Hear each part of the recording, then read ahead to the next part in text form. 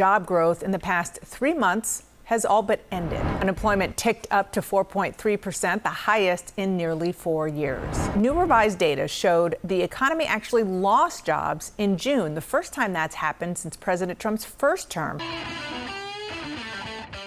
I want to hop into a CNN panel covering this brutal jobs report that shows how America has lost jobs in a month for the first time since 2020, which was also done by Trump, mind you. Now, as MAGA tries to convince us this is somehow a good, booming economy. If you can, take a moment, leave us a like on the video. It helps us out on our end, gives us a boost in the algorithm. It only takes a second, and let's get right to the content. We learned this morning that job growth in the past 3 months has all but ended. There were just 22,000 new jobs created last month, and new revised data showed the economy actually lost jobs in June, the first time that's happened since President Trump's first term, back when most of us were still in isolation during COVID. And unemployment ticked up to 4.3%, the highest in nearly 4 years. An economy that's stalling out is bad news for any president, but particularly for one who got back into the White House in large part because of what voters saw as his economic acumen. When President Trump didn't like last month's jobs report, he fired the head of the agency that compiles it.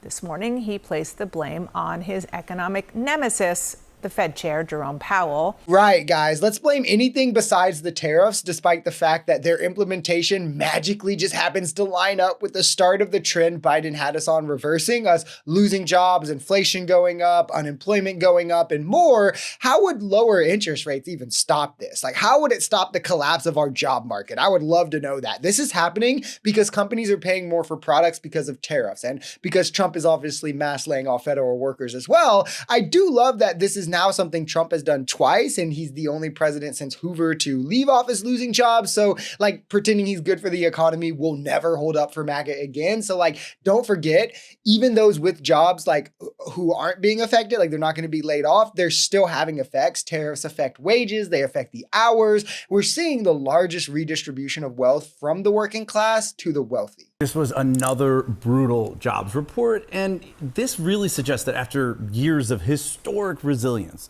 the job market is facing some serious trouble right now. I mean, hiring has basically stalled out to almost nothing, right? Just 22,000 jobs added during the month of August. That is a fraction of what economists were expecting. It's crazy to think that not even a year ago, back in December, the economy was adding 300,000+ jobs. Now we're, not even 10% of that. And as you noted, we saw that June was revised lower to show that for the first time since COVID, the U.S. economy actually lost jobs. So that ends this nearly 5-year streak of uninterrupted job growth. That was the second longest streak in American history. It's now over. And then the unemployment rate, so you mentioned that, ticking up from 4.2% to 4.3%. That's not high per se, but it is the highest since late 2021. And Fed Chair Powell, he has said that that's the number one indicator that he's looking at. It's all a mess. I mean, under Biden, largely because of various infrastructure projects that his bill spurned, we saw consistent months of above 250,000 jobs created, so much so that even Trump's abysmal consecutive months of just under 100,000 looked bad enough on its own. His months even that he had since taking office looked abysmal when lined up to Biden. Now it only gets worse as we learned we had a month of job loss in there. Like, oh, I guess it's the woke fake numbers though, right? And manufacturing specifically has lost 50,000 jobs since April, 4 months in a row of job losses in the manufacturing sector.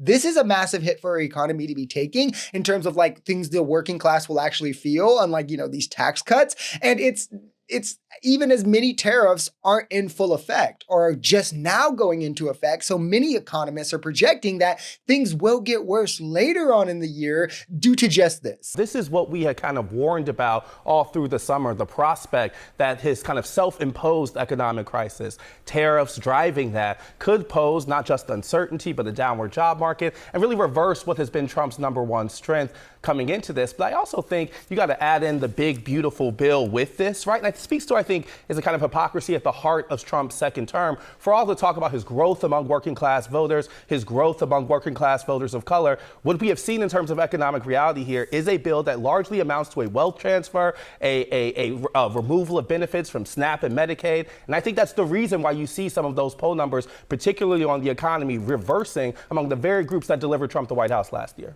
Abby?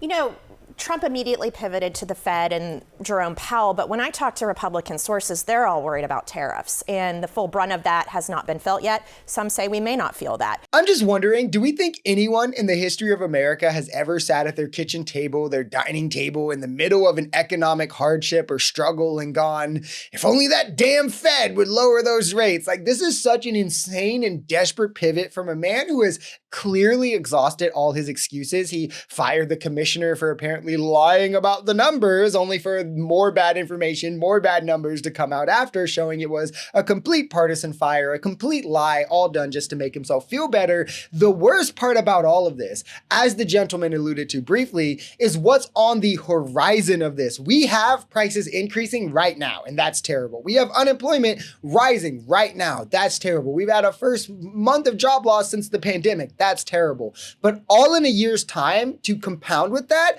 people will begin to be pulled off Medicaid. They'll be pulled off food stamps. Rural hospitals are going to close. Business investment will likely drop. That's what happens every time tax cuts are implemented. It seems there's likely no end to our economic outlook for the next 3 years, and that our health outlook could get a lot worse too, especially with like how vaccines are being attacked. But hey, at least the rich are going to get a lot richer with that fat tax check that'll net the working class an extra $12 a check and have the average household losing income each and every year.